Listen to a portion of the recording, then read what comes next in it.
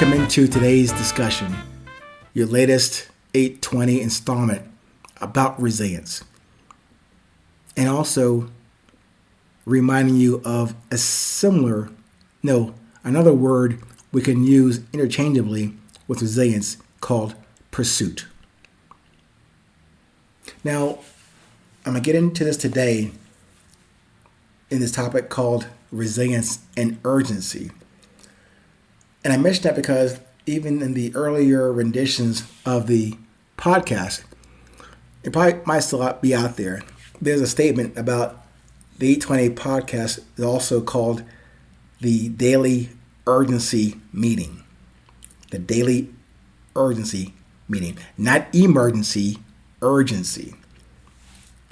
And I use that term at the beginning of the 820 Enterprise to impart to you the importance of now, this moment, not later or yesterday or in that fantasy called tomorrow. And also, as I mentioned in many other episodes about that Stoic term called memento mori, you must remember to die. And then those 6 Tamba words that my African elder from Sierra Leone taught me about your purpose and mission. Those 6 words were go, ask no question, and die.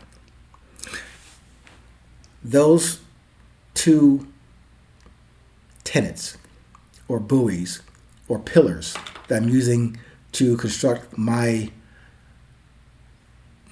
relation to you on resilience and pursuit. Those 2 strong pillars center me to laser focus my presence and attention on this present moment and for goodness and positiveness. Not to be needy or lacking anything or any person in their pursuit. Just be focused on this present moment.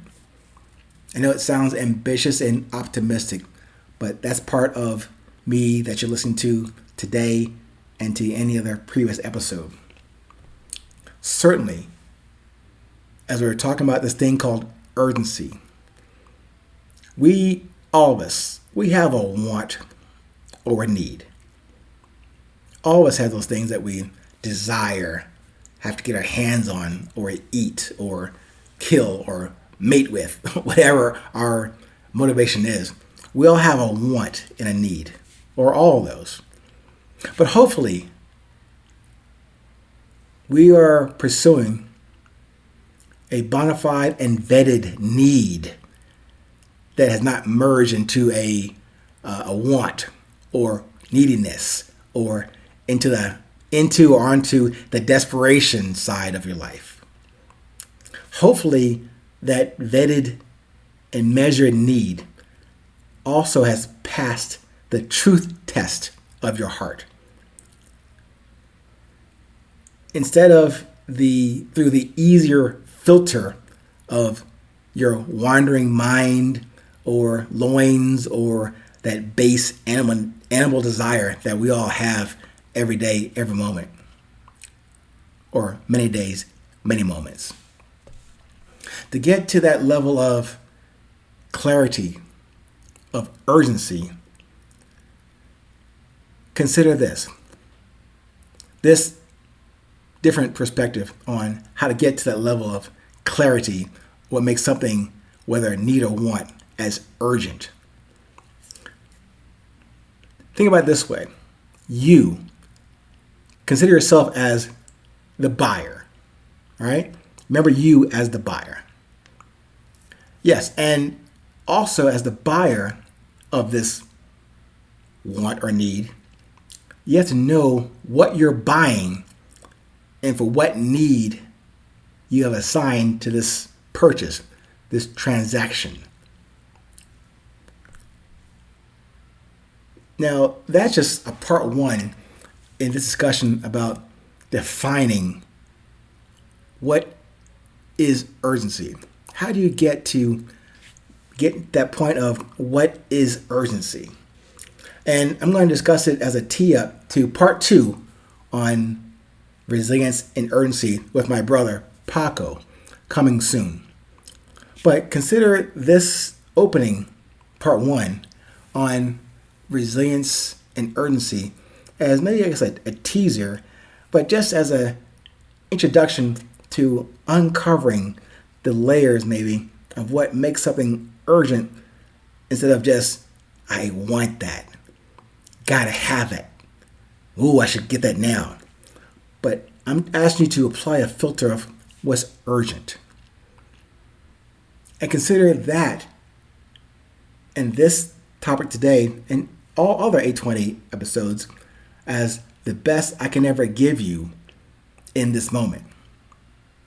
Now, does it make this statement, this episode today, as urgent? I hope so. I do. Only because I have a bona fide interest and commitment to the value of this moment, the urgency of resilience, the urgency of having open conversations about why we should discuss this, why we should share this, why I'm sharing with you, and if you share with someone else, that is what makes this urgent to me. And maybe I'm being somewhat myopic that I know no one's out there discussing it like I do. Not in comparison to anybody, but I'm offering my little shingle, my little entry, my little contribution to this thing that I observe can bring us more together. Individually, collectively, but always from that common essence that I've been expressing to you in every 820 podcast. So I'll leave it there for now until I get Paco on board to discuss this further in part 2. But I had asked this question to him, and I'm gonna share with you a summary of that question because we were exchanging this via text, and I asked him, how would a buyer, remember I put you in a scenario as a buyer, so how would a buyer create an urgency to buy something? And from whom? He said this. That's a loaded question, but think about it a little. If you're the buyer, you're in control. You create your own urgency or lack of it. When negotiating, it's best not to allow emotions to interfere. Be prepared to walk away from every negotiation. So I mentioned to him, and my response was, okay, that'll be our next 820 episode that we'll do together. And that'll be called the Daily Urgency Meeting. Who produces that, why, and how?